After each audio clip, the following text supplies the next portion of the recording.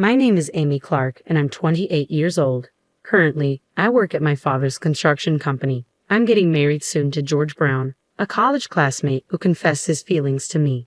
We started dating, and now we live together.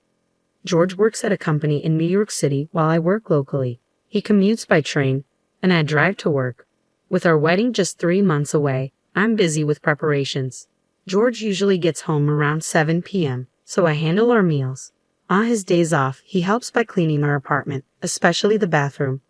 I love cars, especially driving them. Thanks to my father's company, I even have a crane license. Despite being only 5'1" with a baby face, I often surprise people when they see me operating a crane at a construction site in my work clothes. I find their reactions amusing. One day, I was about to go shopping with my best friend, Megan Flynn. We've been best friends since elementary school and even went to the same college. She's a confidant with whom I can share anything. We planned to visit a newly opened outlet mall in the next state. It was a bit far, but we thought it would be a nice drive. I headed to the convenience store where we decided to meet. When I arrived, Megan was already there. "Sorry to keep you waiting. Have you been here long?" I asked. "No, I just got a coffee." "Want some?" Megan replied. Her coffee looked tasty, so I took her up on the offer. "Thanks. Could you grab one for me too? I'll set the navigation system." Happily obliging, Megan went back into the convenience store. As I set up the car's GPS, I accidentally pressed the history button. "Darn it, this touch panel is so sensitive," I muttered, trying to switch the screen back. Then I noticed a surprising entry in the history. Hotel Lovely Chateau. What's this? I wondered aloud. I'd never searched for such a thing before. This is my car, but George occasionally uses it too. He must have used it. I didn't think much of it and continued setting my destination. Today, Megan and I were heading towards the outlet mall that just opened in the neighboring state. The weather was great, making for a pleasant drive. Near an exit ramp, Megan suddenly pointed out, Look, Lovely Chateau Hotel. What a cheesy name for a hotel these days." Lovely Chateau, the hotel from the search history earlier. While driving, I couldn't take a good look, but there was indeed a big sign saying Lovely Chateau Hotel. We laughed together, but I couldn't help but feel a bit concerned because of its appearance in the search history. After finishing our shopping and dropping Megan home, I returned alone. Once I arrived, I checked the car navigation system again. Lovely Chateau Hotel. As I searched the name, it indeed showed the location near that exit ramp. It was definitely that hotel. It was undeniably one of those types of hotels. I couldn't help but wonder why George had searched for that hotel. Deciding to keep a close eye on George's activities, I installed a dash cam in my car. I discussed the idea of installing a dash cam with George. He agreed, saying, "Why not? A lot of people have them these days. It's good for safety too. But in return, you have to pay for it, Amy. It's your car after all."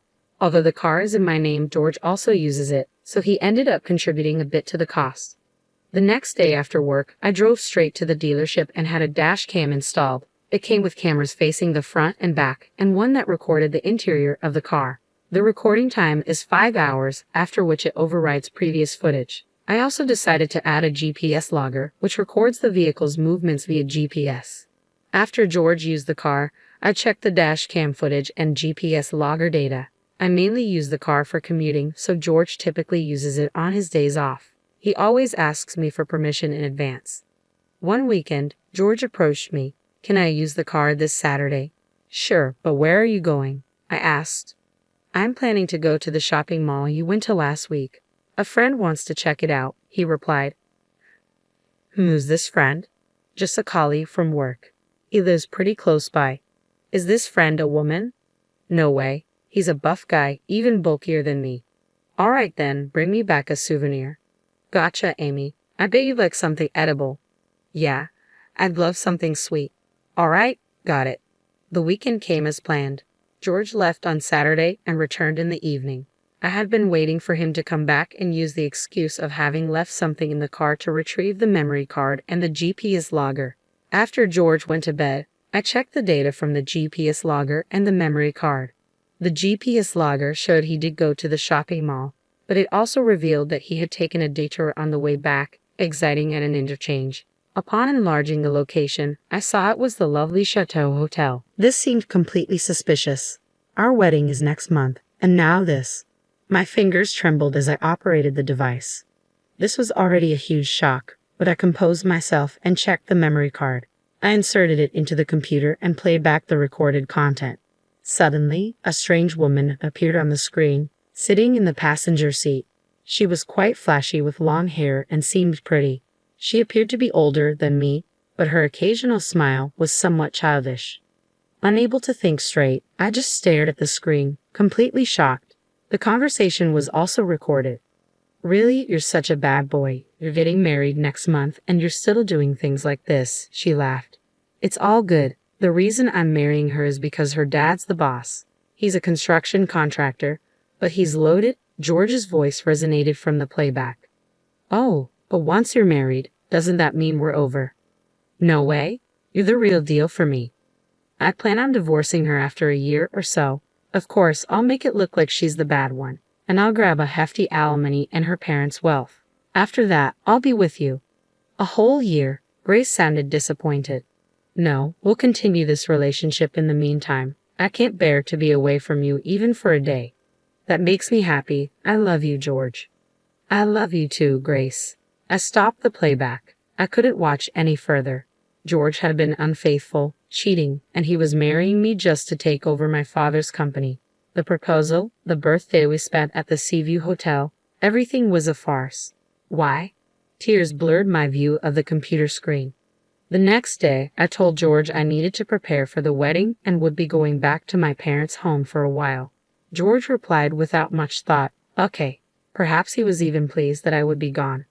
I told my parents, "I feel a bit nervous and I want to stay with you guys for a bit. Please let me cool off." They seemed to think I was having pre-wedding jitters and welcomed me back happily. After a couple of days, I received a message from my best friend, Megan. I felt I could tell Megan the truth. I told Megan everything. She said, "Okay, I'll come over tonight. Let's drink until dawn." Despite her cute face, Megan had some boyish qualities, which I loved about her. I told my parents it was a last-minute bachelorette party.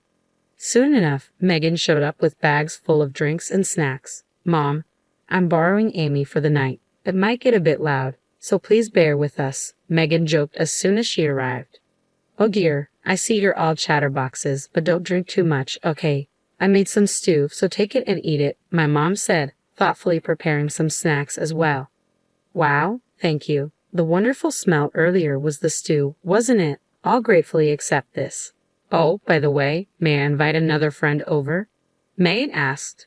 "Sure, go ahead and make it a party that Amy will remember." "Thank you so much." With that, she called over another friend, Jane. Jane was a high school classmate and, interestingly, a wedding planner at the venue we had booked. She would be overseeing our wedding. She went to the same high school as Megan, and they had met several times, so they were good friends now.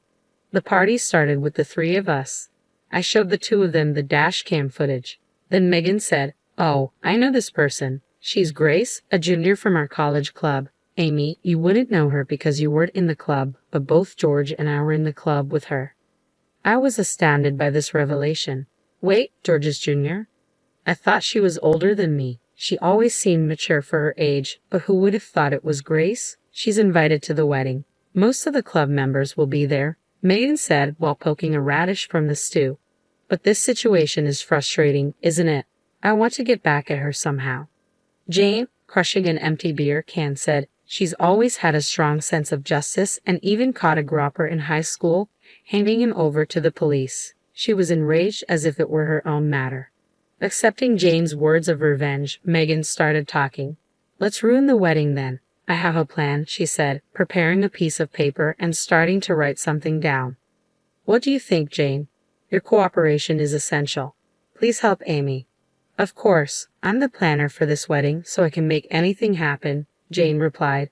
Her being the planner joining our side certainly boosted the success rate of our plan. "Great, you're reliable." "Hey, both of you, you've had too much to drink," I cautioned. Thus, the plan was formed. I covered the two of them, who had fallen asleep from drinking too much, with blankets and whispered, "Thank you, Meg and Jane." Despite having had too much to drink myself, I felt a bit relieved. The next day, I returned to George's place. Several days after I got home, I put my first plan into action. While watching the recorded video, it was Megan who found it. One day after work, I decided to dine out. I met George at the station, drove him to the diner in my car, and we had a meal. When we got home, I let George out first and returned to the room after parking my car. Then I boldly went to the living room, deeply moved, and said, "George, to prepare something like this for me without even telling me, huh?" George made a strange sound in response to my sudden words. "Isn't this a gift for me? I found it in the car." Saying this, I showed George the paper bag containing a luxury brand bag. The brand name was boldly printed on the paper bag. I was going to clear the rear window of the car because it was dirty. When I tried to pull out the cleaning tools from the floor under the rear seat, this was in there. "Oh, George, you hid it there to surprise me, didn't you?" "Sort of found it." I pretended to be innocent and acted even more delighted. "No, that is," George fumbled his words. You have someone else to send such a thing to." "Don't be silly. I have no one but you, Amy." "Right, you bought it for me, didn't you? How much did this expensive thing cost?" "Around $2,000. "Thanks, honey." "Oh yeah, it's a limited edition, so I think it was $5,000. I thought this would suit Amy, so I bought it. I really intended to surprise you, but, well, it didn't go as planned." "Yes, it seems a bit youthful, but I can still pull it off, right?" "Of course, any bag would look good on you, Amy." "Hey, that doesn't sound like a compliment." Sorry." "Okay, I'll keep it safe. Thanks a lot." When I heard his last sigh, I could hardly hold back my laughter. In the video from that party, I saw George being urged by Grace to buy a luxury bag. He confirmed that he had bought a high-end bag and hid it in the floor of the back of the car. I found it and kept it for myself. During dinner later, George was sighing. Serves him right. A few days later, I got a call from my father. It seems like my old habits have surfaced once again. Believe it or not, I bought a new car. I've always had a thing for cars, and I've driven quite a few over the years. Apparently, on my way home from work, I pulled over at a used car dealership and spotted a gem of a car I used to admire. On a whim, I bought it right then and there. "Dad, didn't Mom get mad at you?" "Yeah, she did, but that's no biggie. Listen to this. It's a discontinued Type R, a car I've always wanted. I thought if I let this one slip, I might never get my hands on it, so I bought it on the spot. I can hardly wait to get it delivered." "Really, Dad? You never think about the consequences. What are you going to do with your current car?" "Oh, I'll give it to you. It's still in great shape and can hold its own against the flimsy cars these days." "That hatchback, right?" "I suppose I have grown a bit tired of the car I've been driving." "Just sell that one. How can you enjoy driving such a weak automatic car?" That's when it hit me. Okay, got it. I'll do that. Thanks, Dad. "Yeah, the new car arrives next week. You can pick it up then. I'll have it cleaned for you." "Okay, but this is the last of your indulgences, right, Dad?" "Don't say that. A man's dreams never end." All right, thanks, Dad." I hung up the phone and couldn't help but grin. And so, my car changed within a few days. "Amy, did you change your car? This one looks cooler than the last one." "Yeah, my dad bought a new car and gave me his old one. It's cooler than the previous one, isn't it?" "Yeah, it's cool. Lend it to me this Saturday?" "Sure, why not?" I felt like a fish had taken the bait. Then came Saturday. George, who had left with the car keys, came back immediately. "Hey, that car, what's wrong?" "It won't start. I can't drive it." "You can't drive it? Well, what's the matter? You drove it just fine yesterday, didn't you?" "That's because it's a stick shift." "So what's the problem with that?"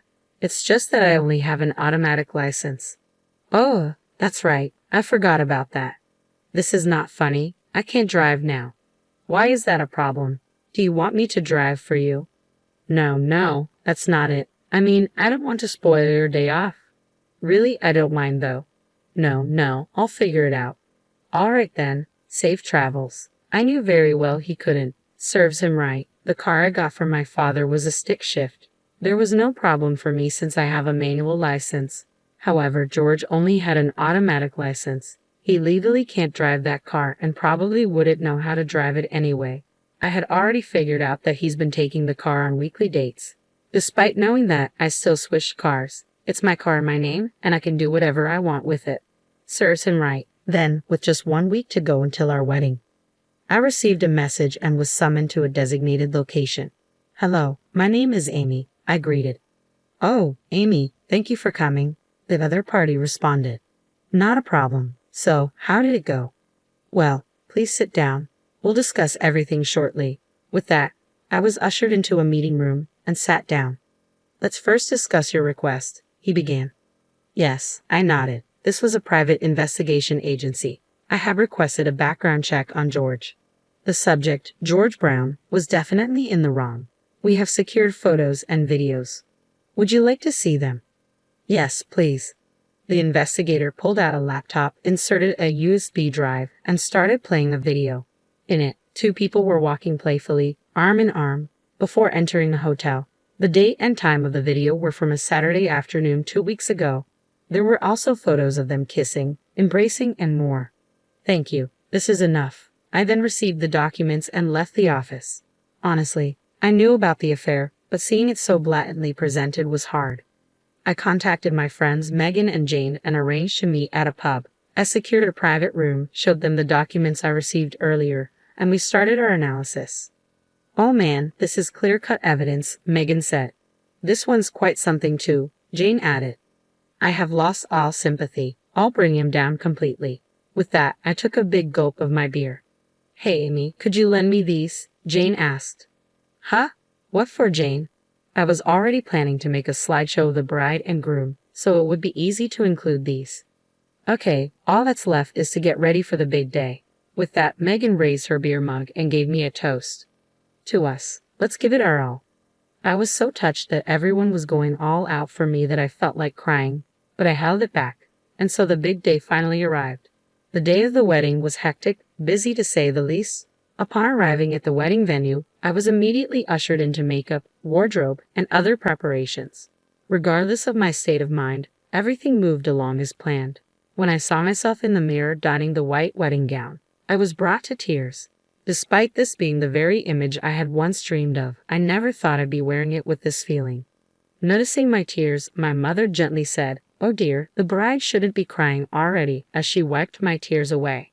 "I'm sorry, Mother." But these weren't tears of joy. The ceremony ended, and the reception began. Just before making my entrance, I caught sight of Jane, who gave me a comforting smile.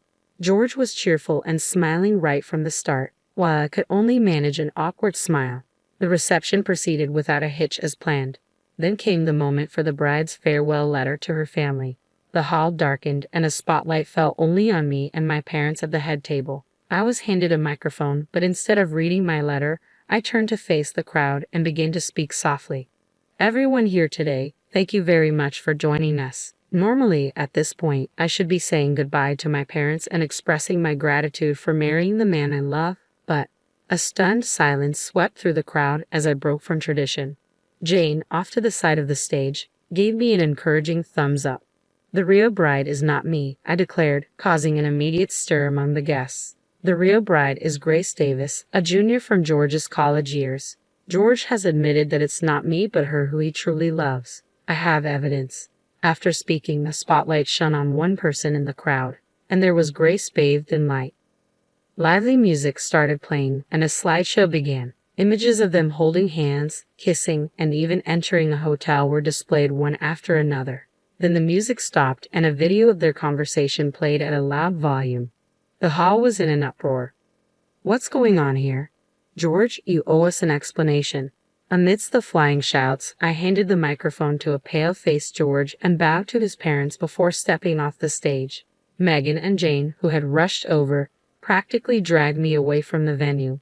Behind me, the situation had become an unmanageable uproar. Still in my dress, I felt a mix of relief and triumph. Jane led me to an unused green room where Megan brought my belongings and clothes. I quickly changed before leaving the wedding venue. Megan drove me home, and I was finally able to catch my breath. "We did it," she said. "Yeah, we sure did." Despite the commotion, I felt oddly exhilarated after spilling the beans at the wedding. I packed my bags and returned home. My parents scolded me when they got back, but since George was the cause of the issue, it wasn't too severe. My father took care of the aftermath. The wedding was almost over but was called off, so there were issues like returning the gifts. People understood the situation, so everything went smoothly without any significant problems. The one who had a hard time was George. His infidelity got exposed, and the wedding became a mess. As a result, his parents had to bear the entire cost. On top of that, George's boss was present, so the whole company found out about his affair. It was also discovered that George had been contacting Grace during work hours using the office email, leading to his demotion. He didn't lose his job, but the office atmosphere became unbearable, so he soon quit. As for Grace, she didn't end up with George. After causing all that commotion, they broke up. Since the engagement had been broken off after we had exchanged betrothal gifts, I asked George for compensation and other costs. George had used most of his savings on wedding preparations, so his parents had to step in and pay. Lacking any particular skills, George had trouble finding a new full-time job and ended up working part-time to pay back his debts. I also demanded compensation from Grace. With her bad reputation and being disowned by her parents, she had to pay the compensation herself. Without any savings, she borrowed money from shady loan sharks and now works in the nightlife industry to make those payments. It wasn't enough compared to the emotional pain I suffered, but well, it served them right. Thanks to my father's compassion, I was put on leave, and with my newfound free time, I decided to take a trip to Alaska. For some reason, people tend to head north in times like these. Jane had also resigned from the wedding venue, taking responsibility for her part in the commotion. Feeling a bit guilty, I invited her to join me on the trip to Alaska. With the damages I received from George, I covered the expenses. We used a ferry for a round trip as we went by car. On the return ferry, we hit it off with two guys who were bikers. We exchanged contact information and decided to meet up again in New York. The two guys who worked at the same company said they go on a road trip to Alaska on their motorcycles every year. When I got back to New York and told Megan about this, she got upset that I didn't invite her. So, it was decided that we would add one more person and organize a 3-on-3 mixer, including Jane. Even though a lot has happened, I've regained my spirit. Life throws curveballs, but I thought, well, such things happen. And with that, I decided to walk firmly towards the future.